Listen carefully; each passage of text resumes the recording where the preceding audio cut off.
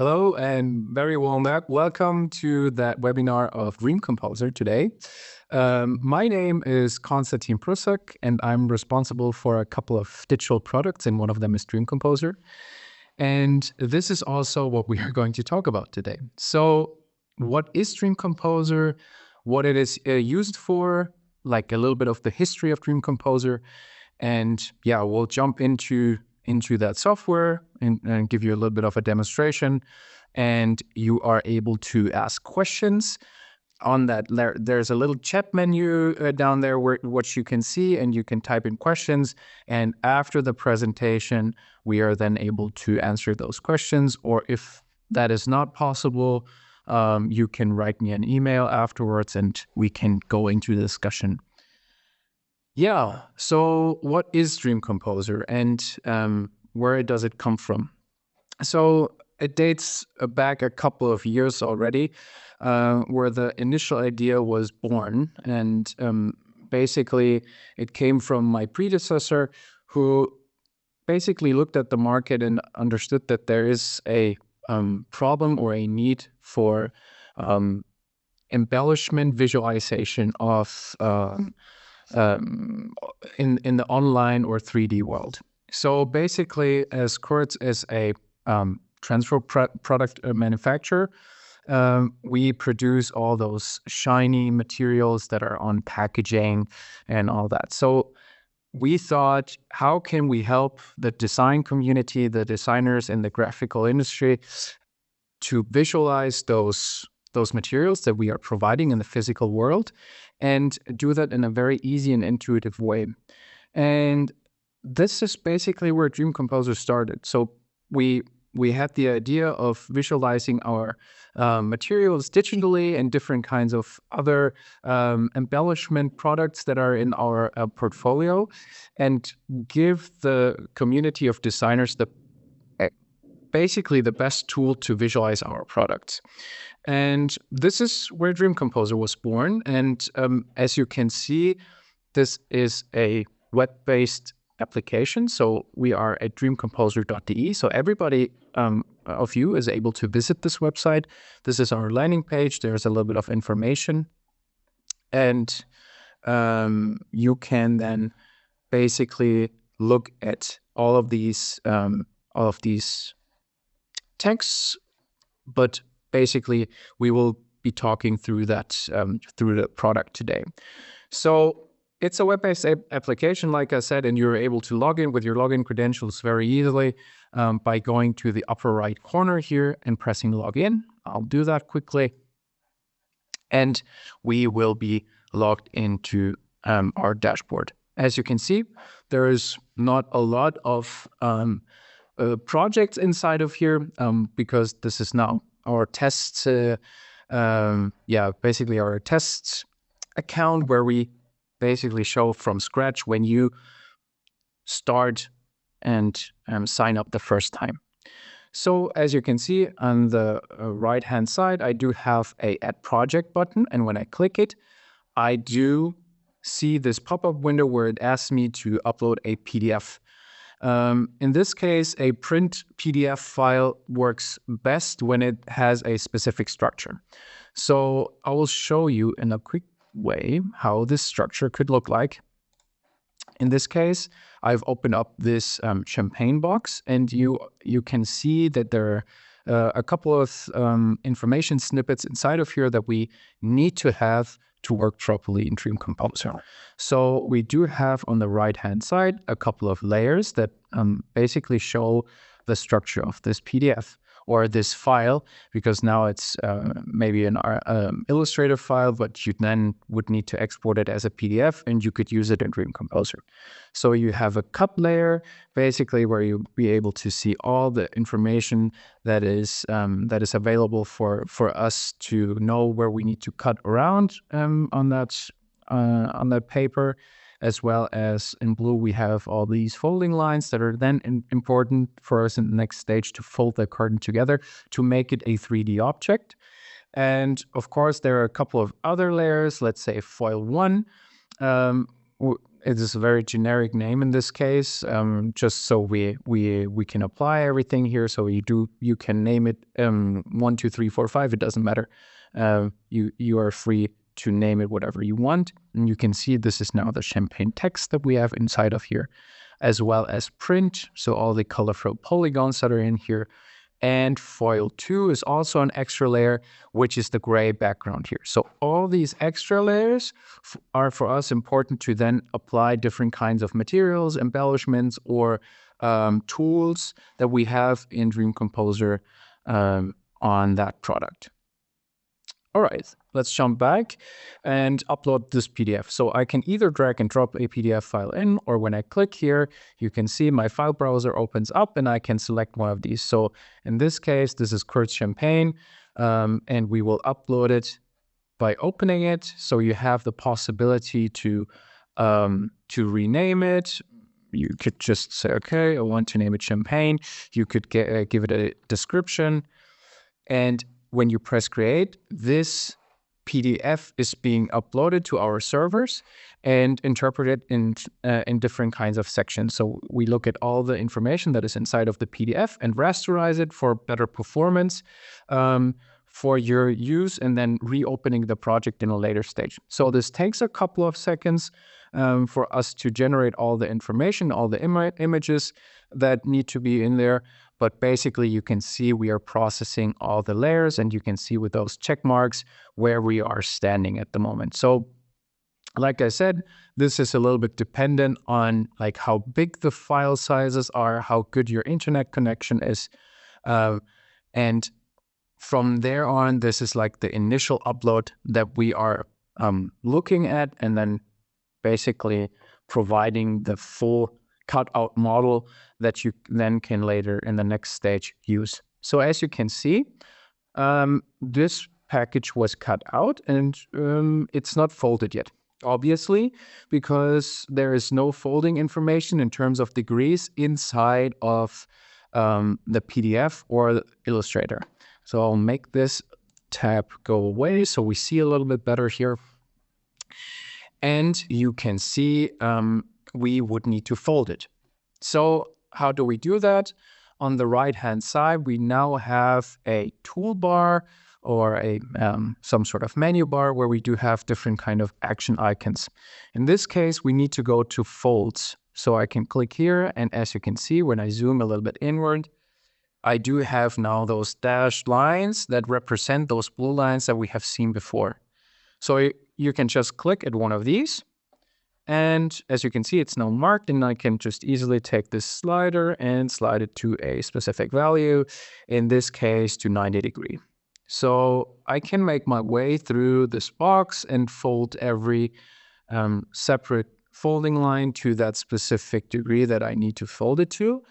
However, since I'm a little bit lazy today, I make my life a little bit easier, and I fold everything on a 90 degree because I know this is a square box, and almost every fold, except for up here, is a 90 degree fold.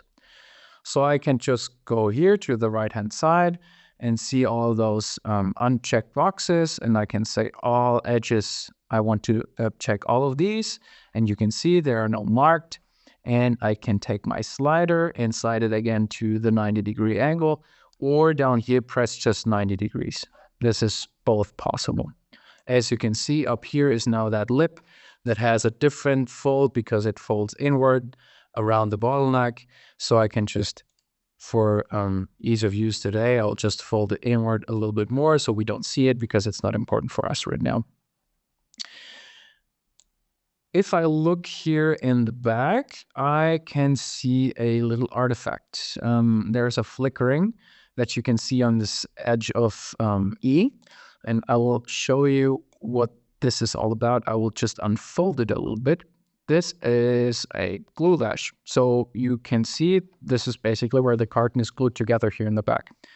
And this artifact is called Z-fighting or Z-fighting, which is very common in 3D development.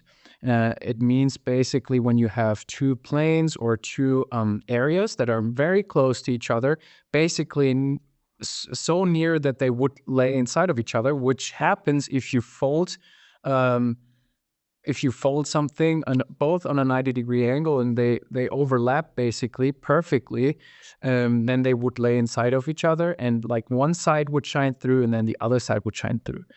In the real world, in the physical life, this is of course not possible, because there would one flap lay over the other, and therefore also the bending or the degree would be not 90 degrees. It would be a little bit off. Let's say 89.9 something for that one and 90 point something from the other.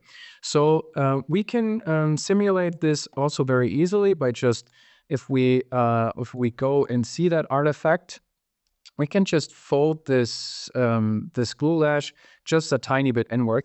Let's say here by +1, and now this disappears. Of course, this always happens for overlapping areas, like such as here at the bottom where you have multiple edges that overlay each other. But if you encounter situations like this, this is how you could get rid of it.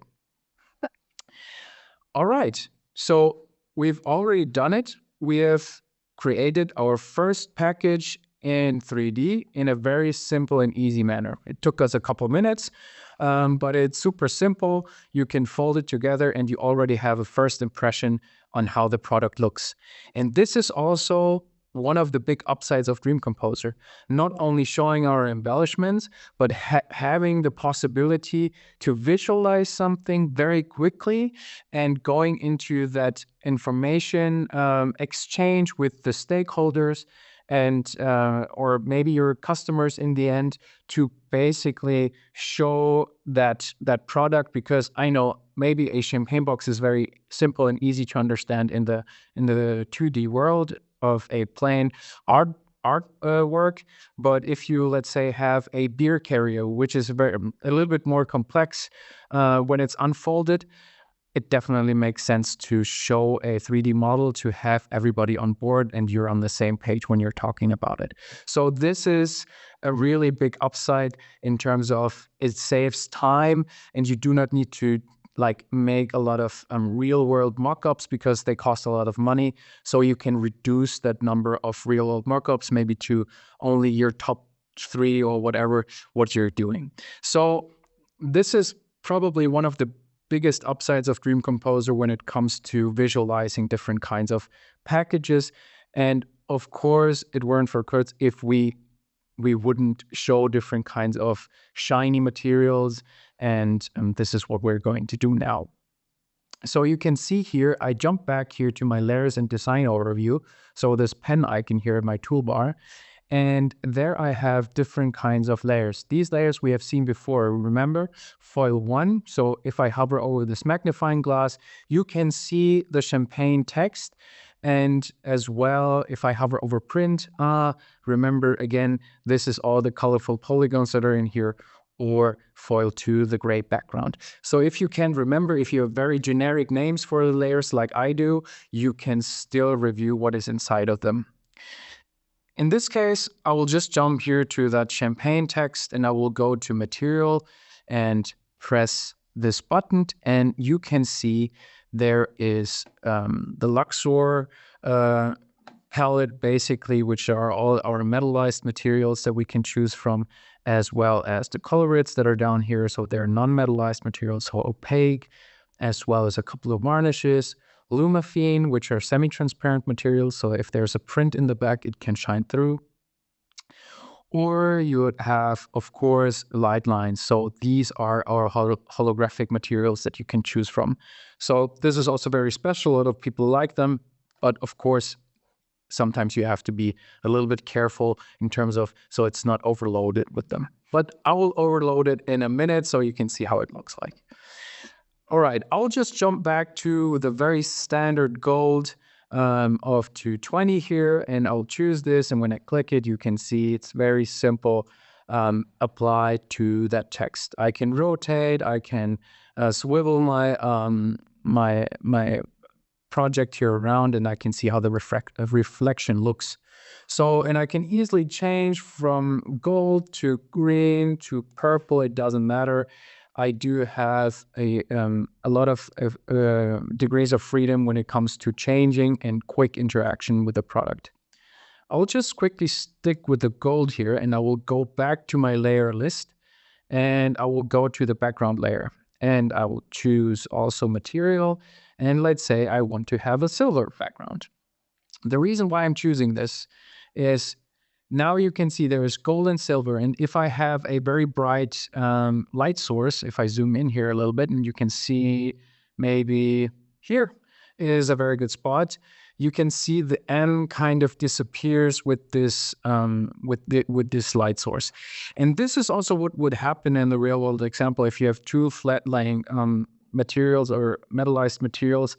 It's like a mirror. It kind of like disappears in that end if you have a very bright light source here.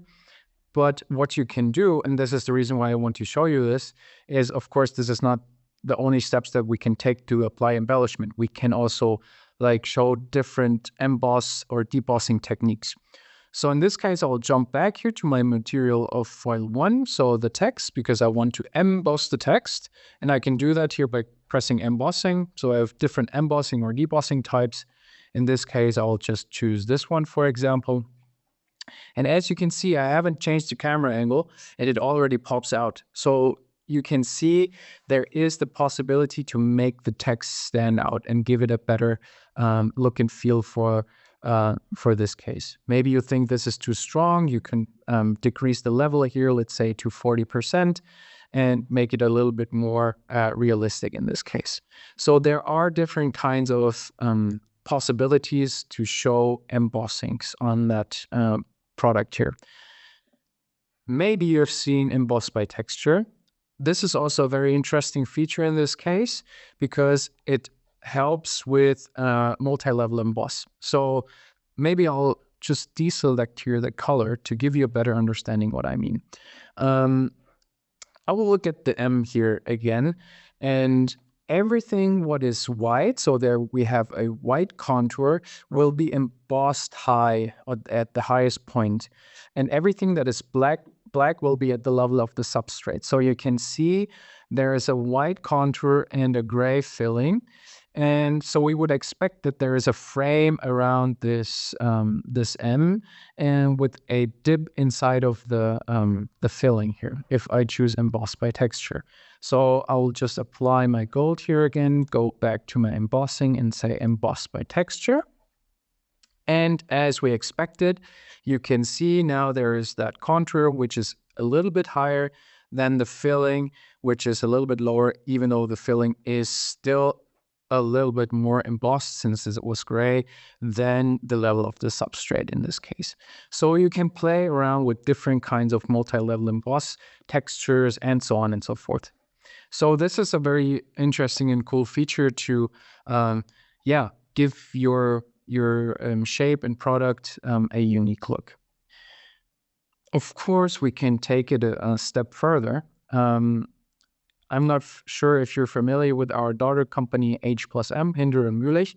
They are providing all those stamping dies, and they're also providing structures and giving you micro nano embossings that have very, very fine structures that is almost impossible to do, like with the multi-level emboss feature that we have here. So what we can do in this case, and if I want to show you something like this, I would go here to that foil background. I can just easily go to micro nano embossing. And there you have different kinds of structures here. In this case, I would maybe choose that bubbles. And as you can see now, these are applied here to the background. Yeah. So it's very simple for me to just choose different kinds of, materials here or structures here that give the product a different look. And I think it's pretty cool. So in this case, maybe this kind of pillow texture or sofa texture is also something very interesting. Even though it's now straight, you can still rotate it and say, okay, you want to make it more in a 45-degree angle because it gives a better texture here. Now it looks very luxurious. I don't know, the champagne probably would cost 500 euros. So this is something you can play around with very easily. It takes just a couple of minutes and you can bounce around ideas in a meeting room if you're together with your stakeholders in a very simple manner. really at the beginning stage of designing your product. Of course, there needs to be a pre-design that we would use in Illustrator or InDesign, but basically the first ideas are really easily possible with this. And now it doesn't look anything of that what we had in Adobe Illustrator, like the flat 2D design. So that's very simple to go from 2D flat without embellishment to 3D embellishment and dynamically interchangeable materials in a very quick way. So that is basically the idea of Dream Composer, and you can see how we do it here. So now I want to take a step back a little bit from embellishment on the product itself, but maybe presenting it also to your customers then in a specific step. Maybe you'd say, I don't like the lighting situation currently, and you want to change that, so you can easily do that here as well. So you can go here to that menu bar or toolbar on the right again, and you can see this light bulb icon here, lighting environment. When I click it, I do have different kinds of environments that I can choose from. In this case, our default one is duty-free shop. And there we have, for example, drugstore. When I choose it, you can see the light comes way more from the side down here, for example. You could also give it a specific rotation if you think now that that gives a better look maybe on that specific angle. So you do not need to turn your product in this direction. And of course, if you do not like this blurred out background because it kind of takes away the attention of the product, you can brand the background and leave the lighting situation the same. So it's very simple.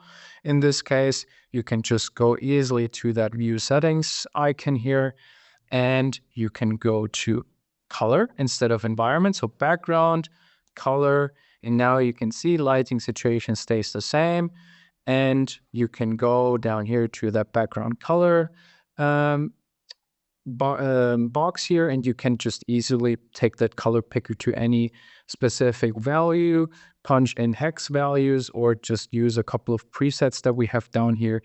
And you are able to just interchange that and brand your product to a specific color, company color, or whatever, and then show this to a customer. I've just selected here or deselected show grid. So now it's very cleaned up, and it just has the a shadow down here, and you can still rotate it, view it, and understand it.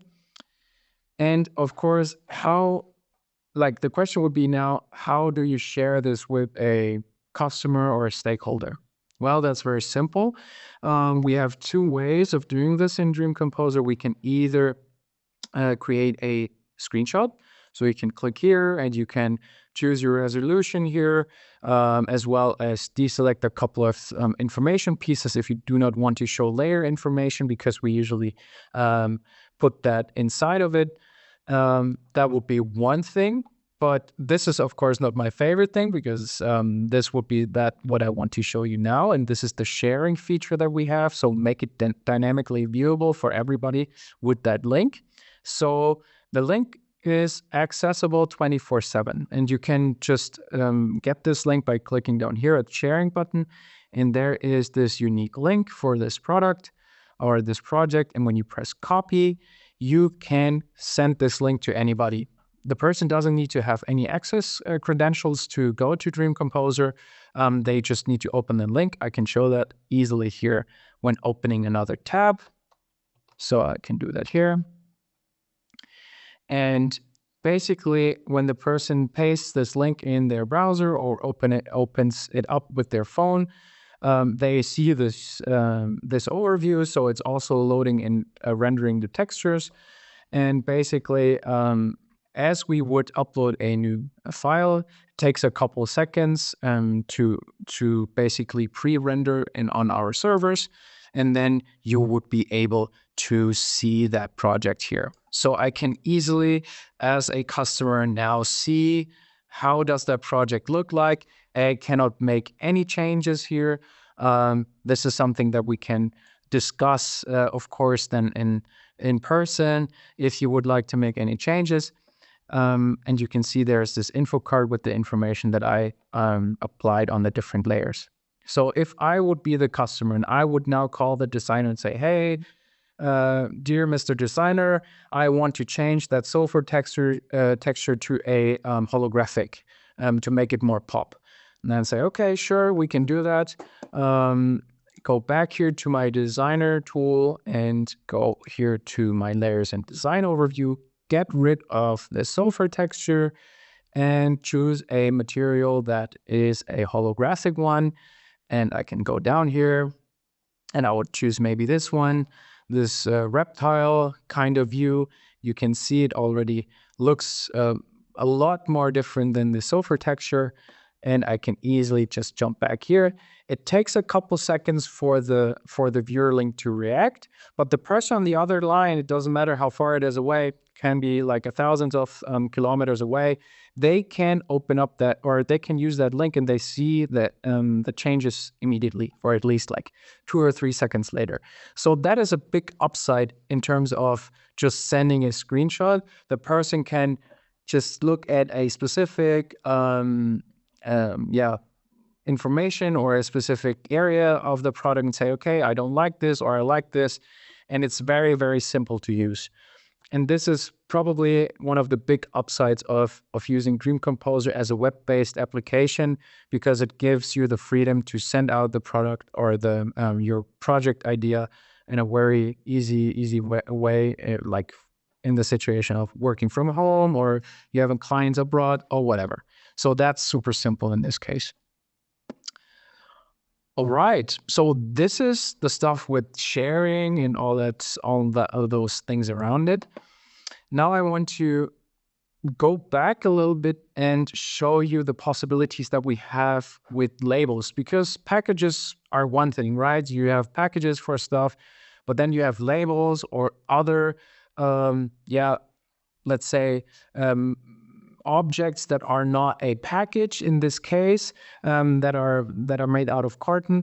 So you can apply all those embellishments there as well. I can show you in a second how that works. So I just pop open here my my left bar here where I have my projects, and I can just go to new project, and then my pop-up window opens up again. And I will use this label. So that label looks like this. I will just not go too deep in how I set this up and not change the name. I will just say, okay, create. Same thing applies here. We look at all the information that is inside of these in this PDF. So there's, as you can see, those layers: background ash, background color orange, cut, logo, print.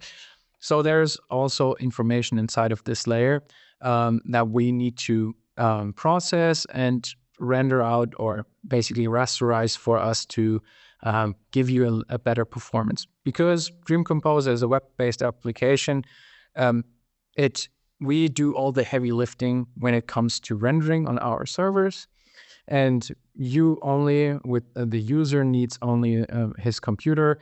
Of course, they need to have a little bit of graphics power to visualize the final view, but it definitely takes strain away from rendering out products on your own machine or 3D objects on your own machine. So in this case, you can see now this is the cutout label.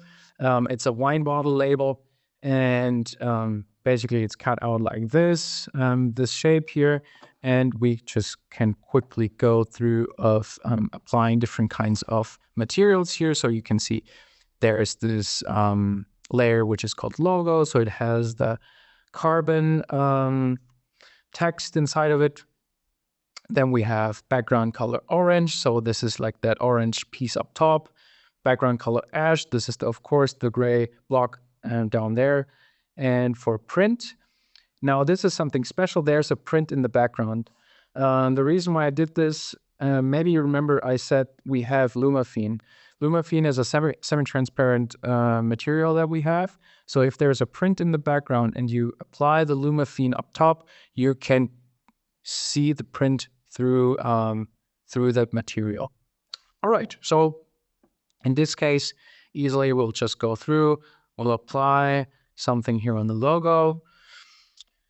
Maybe we'll take this one here.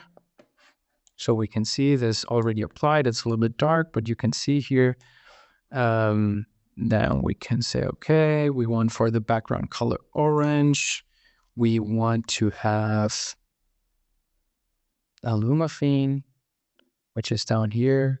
So you can easily just choose this. So you can see now there's the print shining through. You can choose also a different color. If you like blue, would maybe like it harmonizes better with the other bluish kind of textured material down here. So you can just easily apply these maybe like this, or we jump back to this. I think this looks pretty good. So this is how you could be playing around with this and give it different kinds of looks. So in this case, of course, not wanted to show you how to apply the embellishments. We have done this before, but how to place this label on different kinds of objects. So how do I do this? I go back here to my toolbar, and I have this shapes section over here. So as you can see, I do have like private shapes that are inside of here. So these shapes I've uploaded myself. So when you use DreamComposer, you're able to upload your own shapes. As you can see down here, upload custom shape, and I can upload whatever I want and apply something to it. There is this bigger downside to it. There is no specific feasibility check if you are able to apply something to a football, as you can see here, and what material you would need. You have a lot of degrees of freedom here in that tool. However, we always recommend reaching out to one of our sales guys to give you a better understanding if this is a feasible solution or not. Or you can ask your converter. But this is something that gives you more freedom in terms of like on the creativity side, like to try something out, because sometimes like substrates might produce a different outcome than it would look here. So it's always best to talk to somebody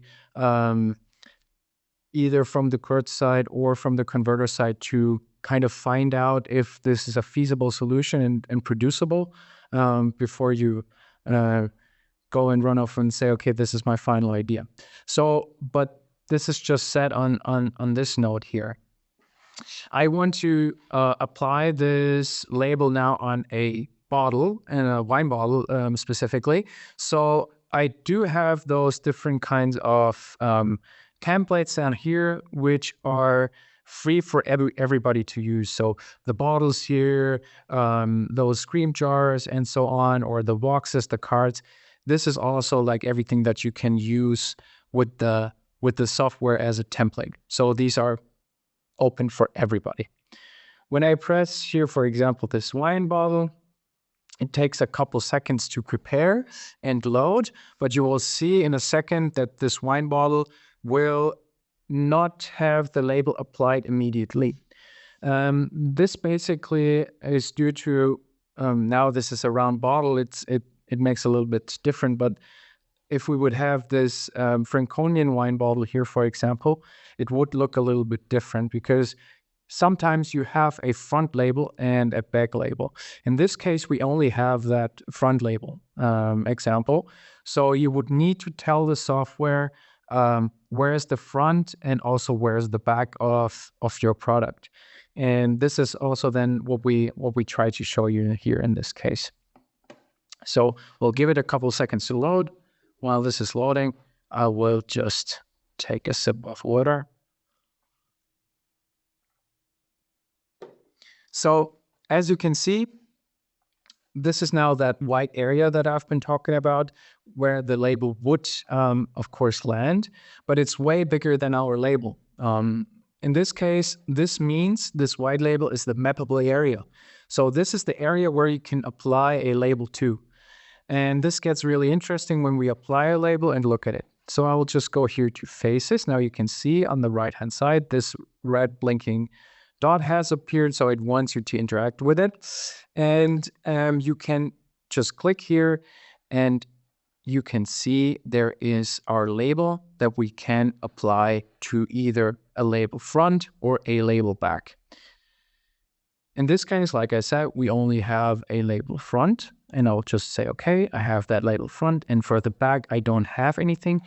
If you would have a label back, just have it on your artboard in the same PDF page, because we currently do not have multi PDF pages processing. So you would need to have one page of a PDF, and then you could select like both and the front and the back. Or if you would have a neck color, for example, you in different objects. In this case, it's not possible, but in different models, you can still produce that that neck, and you can apply it there as well. So that would all need to be on one page of the PDF. So if I don't want that, or I don't have that, I can say hide face by clicking here at that eye icon, and I can easily just rotate back and look how that label would look like here on my bottle.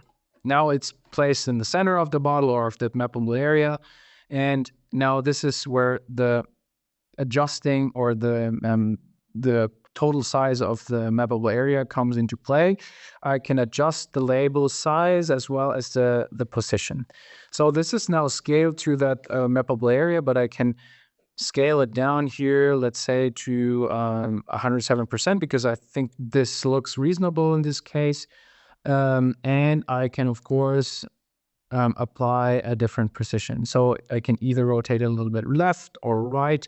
Since this is a completely round bottle or a cylindric bottle, it doesn't make any difference. But of course, for top or bottom, it does. So I can say, okay, I would rather see this more towards the lower third of that bottle, and I can easily just review now how does it look.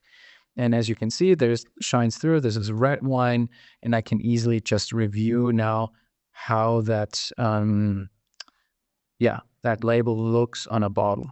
And you can easily make changes to the materials that you applied also as well after you applied it to the bottle. So I can just jump back here to my layers and design overview. And I can say, okay, I don't want that blue. I would rather go with a, I don't know, too far. Let's say a green. And you could do that here. Or a red, easily done. So you can change that here, and it changes here as well. Now I also want to go and take a little bit and take a step back again from embellishment, but give you a little bit of information here on the side of what I can do on the side here as well. So you have shape transform. This is basically just a tool set that gives you more degrees in terms of now this bottle is standing up perfectly right. Maybe you want to roll it a little bit to make it more interesting or appealing. You could do that here. You could have turned it upside down or whatever transformation you would need to do. You could then also save it.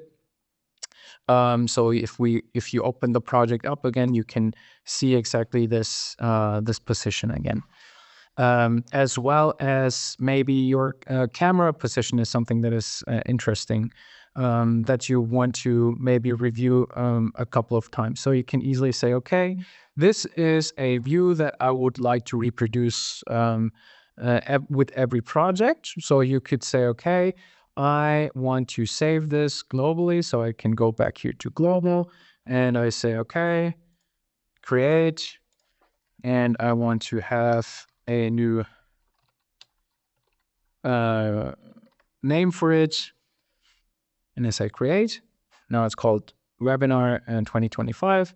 And when I go somewhere else and when I click it, it just rotates back to this view. So you have the possibility to jump back to a specific